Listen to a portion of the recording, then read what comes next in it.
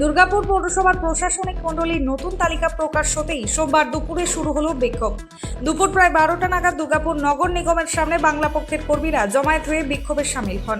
প্রসঙ্গত, সদ্য ঘোষিত প্রশাসক মণ্ডলীতে ভাইস চেয়ারম্যানের পদে নিযুক্ত হয়েছেন ধর্মেন্দ্র যাদব।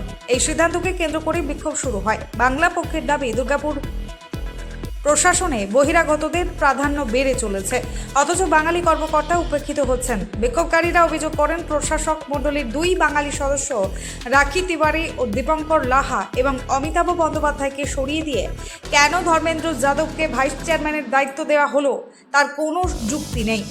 বাংলা পক্ষের সদস্যদের বক্তব্য, দুর্গাপুর বাঙালির শহর, এখানে বাঙালি প্রশাসকদেরই থাকা উচিত গুরুত্বপূর্ণ পদে। তারা আরও জানান, শহরের প্রশাসনিক ও সাংস্কৃতিক স্বাতন্ত্র্য রক্ষায় আন্দোলন চলবে। এ বিষয়ে বাংলা পক্ষ পশ্চিম বর্ধমান জেলার সম্পাদক অক্ষয় বন্দ্যোপাধ্যায় বলেন, আমরা এই পদের জন্য একমাত্র বাঙালিকেই প্রাধান্য দিতে চাই। সমস্ত মিডিয়ার মাধ্যমে বলতে চাই, আপনারা প্রত্যেকে জানেন যে দুর্গাপুর মিউনিসিপ্যাল কর্পোরেশন দীর্ঘদিন ধরে ভোট করাতে পারেনি। তার পরিবর্তে প্রশাসক মণ্ডলী দ্বারা ভোট চলছে, পরিচালনা চলছে।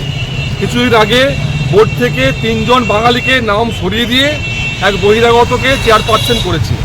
আমরা চাই অবিলম্বে এই পুরপ্রশাসন চালাবে বাঙালি, কোনো বহিরাগত চালাবে না। অবিলম্বে তাদের পুনর্বহাল করতে হবে এবং তাছাড়াও যদি পুনর্বহাল না করে বাঙালিকে ব্যবস্থা করতে হবে। আমরা এই পদে বাঙালিকে চাই, অন্য কোনো আমরা কাউকে চাই না। তার জন্য আজ আমরা প্রতিবাদ করছি, বিক্ষোভ করছি। আপনারা জানেন, বিহারে, ঝাড়খণ্ডে কোনো বাঙালি চেয়ারপারসন হয়, কোনো বাঙালি কাউন্সিলর হয়? দুর্গাপুরটা দেখেন 86% বাঙালি। দুর্গাপুরে 86% বাঙালি সত্ত্বেও কেন বাইরের রাজ্যের লোকজন দুর্গাপুর চালাবে? দুর্গাপুরে কি 40টা ওয়ার্ডের মধ্যে কোনো কাউন্সিলর ছিল না? দুর্গাপুরে কোনো যোগ্য নেতা নেই যে বাইরের থেকে এনে পর জেমুই গ্রাম থেকে যে এসছে বিহার থেকে তাকে দুর্গাপুর পরিচালনা করতে হচ্ছে? আমরা চাই অবিলম্বে দুর্গাপুর মিউনিসিপ্যাল কর্পোরেশনের ভোট করতে হবে এবং তাড়াতাড়ির মধ্যে এই বোর্ডের যে আছে সকল বাঙালিকে পুনরায় বহাল করতে হবে। বলছি, আপনি যে জেলায় বাস করে সেই জেলায় 2 জন হিন্দি ভাষাভাষী সাংসদ আছে, কি বলবেন এই ব্যাপারে? দেখুন, আমরা প্রথমেই প্রতিবাদ করেছি। আমরা যে সত্যঘোষ সিনহা বঙ্গবিভূষণ পেয়েছে, যার বাংলা তার কি অবদান আছে আমরা জানি না, তাকে বঙ্গবিভূষণ দেওয়া হয়েছে। যখন সে ক্যান্ডিডেট হয়েছিল, বাংলা পক্ষ সোচ্চারে প্রতিবাদ করেছে, সত্যঘোষ সিনহাকে ভোট দেবেন না, বাঙালি প্রার্থী জাহানারা খানকে ভোট দিন। আমরা দুর্গাপুরের সাংসদ যে হয়েছে কীর্তি আজাদ, তাকে দেখতে পাওয়া যায় না, দুর্গাপুরে পাওয়া যায় না, আসানসোলের পক্ষ দেখতে পাওয়া যায় না। আমরা বলেছিলাম কীর্তি আজাদকে ভোট না দিয়ে সিপিএম বাঙালি প্রার্থীকে ভোট দিন।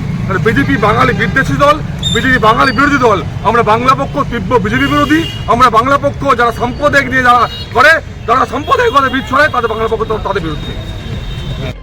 বিক্ষোভ চলাকালীন বাংলার প্রশাসনে বাঙালির প্রাধান্য চাই, ধর্মেন্দ্র যাদব দূর হাটাও ইত্যাদি স্লোগানে মুখরিত হয়ে ওঠে নগর নিগমের সামনে। ঘটনাস্থলে পুলিশ উপস্থিত হয়ে পরিস্থিতি নিয়ন্ত্রণে আনে। সূত্রের খবর অনুযায়ী প্রশাসন আপাতত পরিস্থিতি পর্যবেক্ষণ করছে, তবে বাংলা পক্ষের তরফে জানানো হয়েছে তারা দাবি না মানা পর্যন্ত আন্দোলন চালিয়ে যাবে। দুর্গাপুর থেকে নিজস্ব প্রতিনিধি রিপোর্ট, অ্যাক্টিভিস্ট বাংলা।